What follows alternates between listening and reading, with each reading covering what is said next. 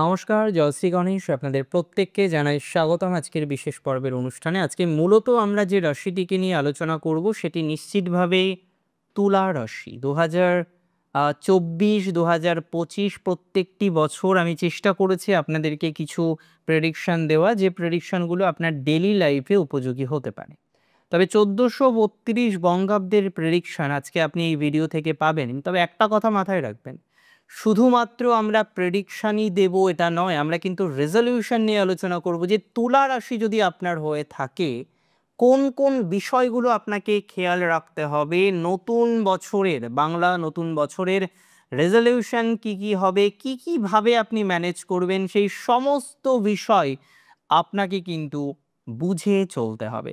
দেখুন, সবার প্রথমে আমি আপনাদেরকে একটা কথা বলতে চাই, রাশি যদি আপনার তুলা হয়ে থাকে ১৪৩২ বঙ্গাব্দ আপনার জন্য অনেক দিক থেকে বিশেষ।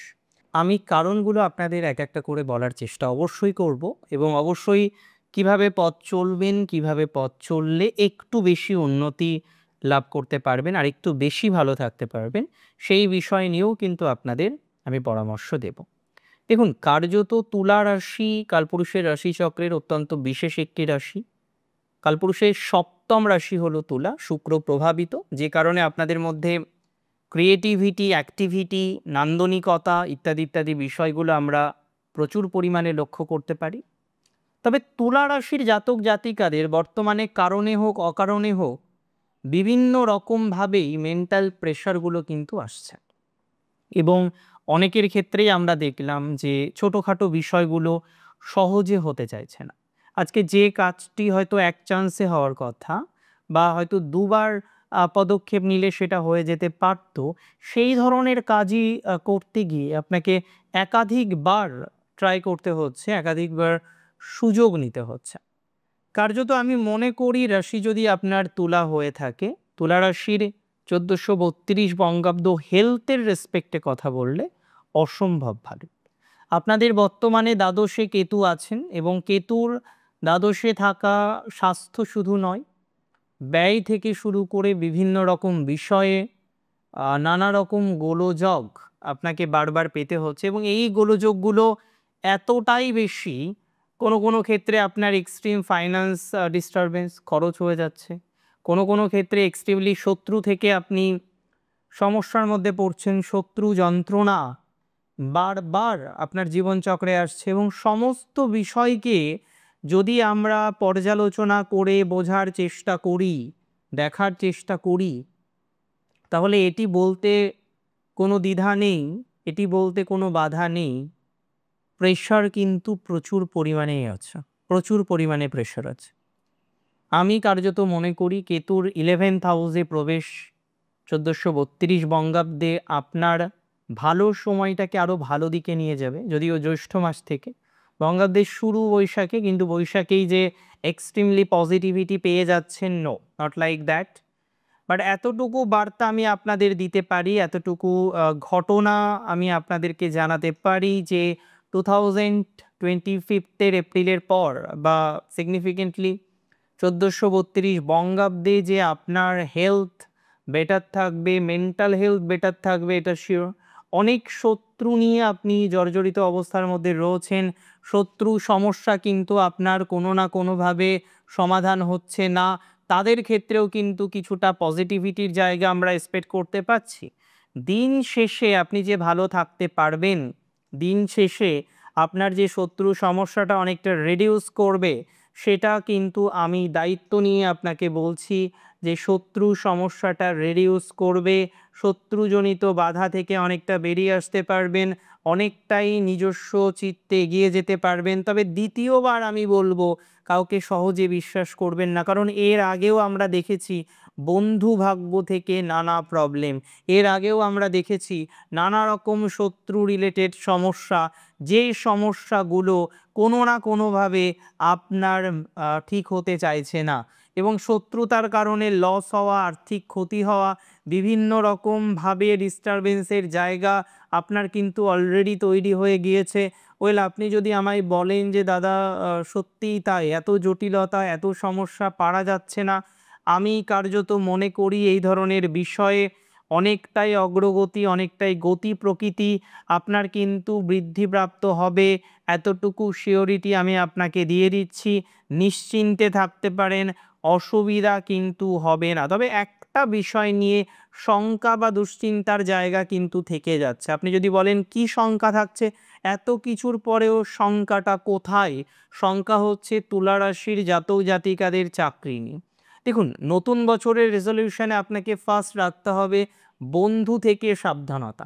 দেখুন, এটা নয় যে বন্ধু হঠাৎ করে ক্ষতি করে দেবে, তবে আমরা কোনো রকম সুযোগ দেব না যাতে আমাদের কোনো ডিস্টারবেন্স, যাতে কোনো ক্ষতি করতে পারে। তাহলে বন্ধু থেকে সাবধানতা রাখতে হবে, ক্ষতি যাতে না করতে পারে তার জন্য প্রাথমিক পর্যায়েই যদি আমরা স্টেপ নিতে পারি, আমরা কোনো রকম পর্যায়ক্রম গ্রহণ করতে পারি, আমরা কিন্তু পজিটিভ থাকবো। দ্বিতীয় যে বিষয়টি বলছিলাম সেটি হলো আপনার চাকরি জীবন। দেখুন, অনেকেই চাকরি করেন, আজকে চাকরি করা নিয়েও প্রবলেমের জায়গা প্রচুর জাতক জাতিকাদের রয়েছে, কারণ চাকরির জায়গাটা বর্তমান সময়ে দাঁড়িয়ে খুব ভালো জায়গায় নেই। আপনি অনেকবার চেষ্টা করেছেন চাকরির জায়গাটাকে ঠিক করার, কিন্তু দিন শেষে আপনি বলুন তো চাকরির জায়গাটা কি ঠিক হচ্ছে?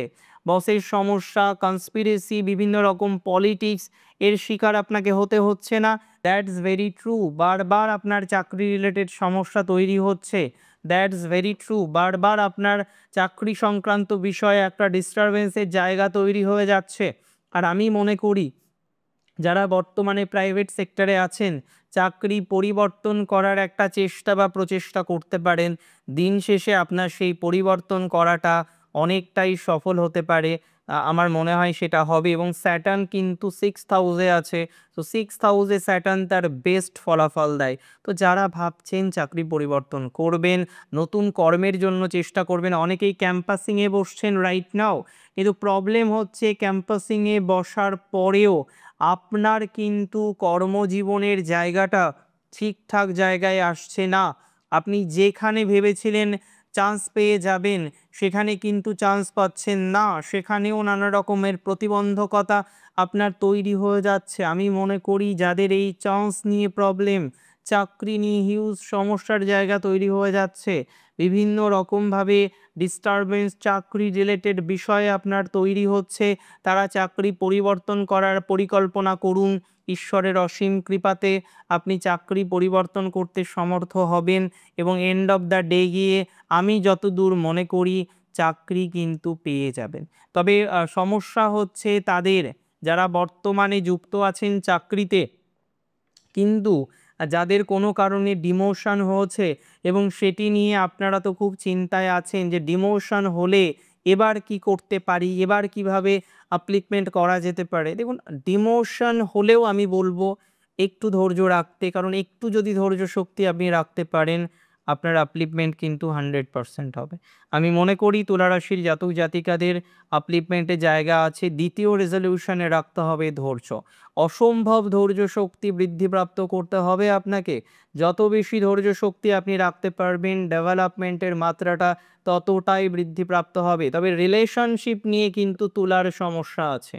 বিস্তর রিলেশনশিপ ইস্যুস আসতে পারে জ্যৈষ্ঠ মাসের পর, বিশেষ করে যারা বুঝতে পারছেন সম্পর্কের জায়গাটা সঠিক জায়গায় নেই, বারংবার সেখানে ভুল বোঝাবুঝি, বারংবার সেখানে নানা রকমের ডিস্টারবেন্স আপনার তৈরি হয়ে যাচ্ছে, এবং যেটি নিয়ে আপনি খুব শঙ্কিত, কারণ হট করে যদি রিলেশনশিপ খারাপ হয়ে যায় তাহলে তো মুশকিল। আমি মনে করি আপনার রিলেশনশিপ ইস্যুসের ক্ষেত্রে পজিটিভিটির মাত্রাটা একটু নয়, অনেকটা বৃদ্ধিপ্রাপ্ত হতে পারে। এতটুকু সিওরিটি অ্যান্ড এতটুকু অ্যাসিওরিটি আমি আপনাকে প্রোভাইড করছি। নিশ্চিন্তে থাকুন। রিলেশনশিপের ক্ষেত্রে প্রবলেম বাড়লেও যদি টিপস ফলো করেন, কি টিপস? ফার্স্ট অফ অল আপনাকে মাথায় রাখতে হবে আপনার সম্পর্কের মানুষটি যদি নিজে ঝামেলা করেন তা করলো, কিন্তু আপনি কোনোভাবে তার সাথে ঝামেলা করবেন না। সেকেন্ড কি টিপস আপনাকে ফলো করতে হবে, সেটি হলো আপনার রিলেশনশিপ নিয়ে খুব শো অফ করা যাবে না, যে আপনি আপনার গার্লফ্রেন্ডের সাথে রোজ ছবি ছাড়ছেন ফেসবুক, হোয়াটসঅ্যাপ বা যেখানে যেখানে আপলোড করা যায়, বা ঘুরতে যাচ্ছেন সেটা সবাইকে জানাচ্ছেন, এইভাবে নজর লাগানো যাবে না। বা বেটার টু সে এইভাবে কিন্তু কন্টিনিউ করা যাবে না, এটা করলে সমস্যা আসতে পারে। সবাইকে জানানোর দরকার নেই যে আপনি সম্পর্কে আছেন, সবাইকে বোঝানোর দরকার নেই আপনি সম্পর্কে আছেন, একটু গুপ্ত বা সুপ্তভাবে রাখতে হবে। এবং ভেরি সিগনিফিকেন্ট যেটা, কোনো রকমভাবেই আপনার সম্পর্কের মানুষ যদি মনে করেন যে ছাড়াছাড়ি করে নেবে, আপনি কিন্তু ওনাকে সময় চাইবেন। হট করে বলবেন না ঠিক আছে চলো ব্রেকআপ করে নিই, এটা করা যাবে না। এমনিতে কিছু এক্সট্রা সমস্যা আসতে পারে, কিছু থার্ড পারসন এন্ট্রি নিয়ে সমস্যা আসতে পারে, আর কিছু ভুল বোঝাবুঝি নিয়ে তুলা রাশির জাতক জাতিকাদের সম্পর্কের ক্ষেত্রে কিছু ডিস্টারবেন্স আসার প্রবণতা আছে। এই বিষয়টিকে যদি একটু বুঝে নিয়ে আপনি চলতে পারেন, তাহলেই বেটার রেজাল্ট আসবে। তাহলে নতুন বছরের রেজলিউশনে আপনাকে অবশ্যই আপনার গার্লফ্রেন্ড বা আপনার ভালোবাসার মানুষটিকে আন্ডারস্ট্যান্ডিং করবেন, সেই মেন্টালিটি রেখে কিন্তু পথ চলতে হবে। সেটা যদি রাখতে পারেন, আমি আপনাকে দায়িত্ব নিয়ে বলছি, দিন শেষে পরিস্থিতি ভালো থাকবে। আর সেটা যদি কোনো কারণবশত রাখতে না পারেন, তাহলে দিন শেষে মেনি প্রবলেম মে কাম, অনেকগুলো সমস্যা আসার প্রবণতা থাকছে। রাশি যদি আপনার হয়ে থাকে নিশ্চিতভাবেই কি রাশি? তুলা রাশি। তুলা রাশির জাতক জাতিকাদের নতুন বছরের রেজলিউশনে কিন্তু পারিবারিক শত্রুদেরকেও খুব গুরুত্ব দেওয়া যাবে না। আপনাদের বিশেষ করে সমস্যা আছে পিতার দিক থেকে, পিতার বাড়ির দিক থেকে কিছু শত্রুতার সমস্যা বারবার আপনাকে ফেস করতে হচ্ছে। সেখানে সম্পত্তি নিয়ে হতে পারে, সেখানে অন্য কোনো রিজনে হতে পারে, বা হয়তো প্র্যাকটিক্যাল কোনো রিজন নেই, বাট তারা আপনার সাথে নিরন্তর কনস্ট্যান্টলি শত্রুতা করার চেষ্টা করে চলেছেন।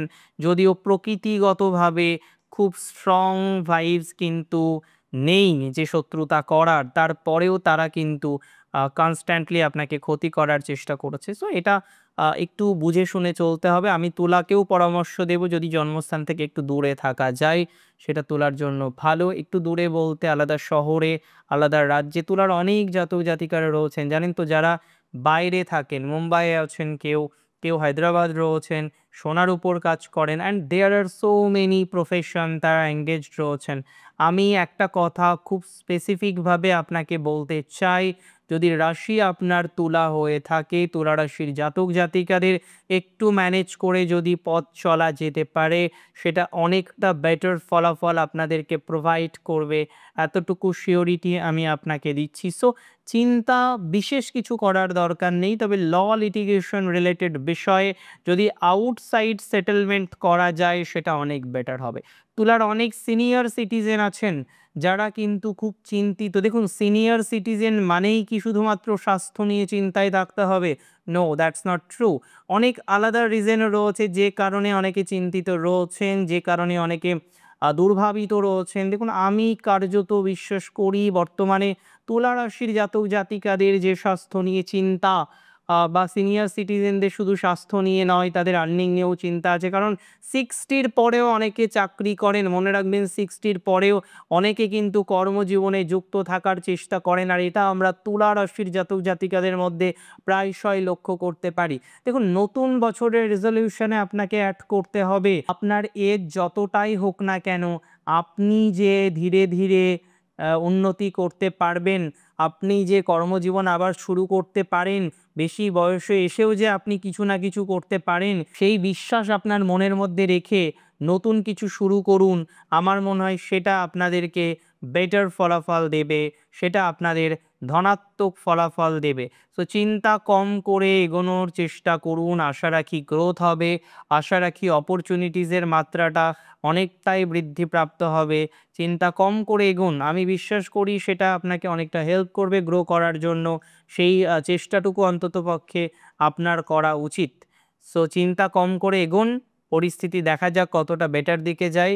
আমি আশা রাখি তুলা রাশির জাতক জাতিকাদের ১৪৩২ বঙ্গাব্দ মনে রাখার মতো বছর হবে, মনে রাখতে পারবেন। এবং মোস্ট ইম্পর্টেন্ট যেটা, দেখুন সুযোগ আছে, অনেক রকম সুযোগই তৈরি করতে পারবেন, অনেক রকম সুযোগই তৈরি করার ক্যাপাসিটি তৈরি করতে পারবেন। নতুন বছরের রেজলিউশনটা ঠিকঠাক করে করুন যে কোথায় প্রবলেম আছে, যেগুলোকে সমাধান করতে হবে। আপনি ২ পা এগিয়ে আসলে ঈশ্বর আরও ২ পা এগিয়ে আসবেন, এতটুকু সিওরিটি দিচ্ছি। এবং 6th হাউসে স্যাটার্নের অবকাশ অত্যন্ত শুভ। তাছাড়া 9th হাউসে জুপিটার আসবে, এটা কিন্তু একটা ঈপ্সিত ট্রানজিট। অনেকদিন ধরেই আমরা এই ট্রানজিটের প্রতীক্ষায় আছি তুলার, এবং তুলা রাশির 11th হাউসে কেতু আসবে, এই ট্রানজিটটাও ভালো। শুধুমাত্র আবেগ প্রণোদিত হবেন না, অত্যাধিক আবেগ অ্যাভয়েড করা উচিত। বাকি বিষয়গুলো ফলো করুন, অনেকটা বেটার থাকবেন, সুস্থ থাকুন, স্বাভাবিক থাকুন। জয় শ্রী গণেশ।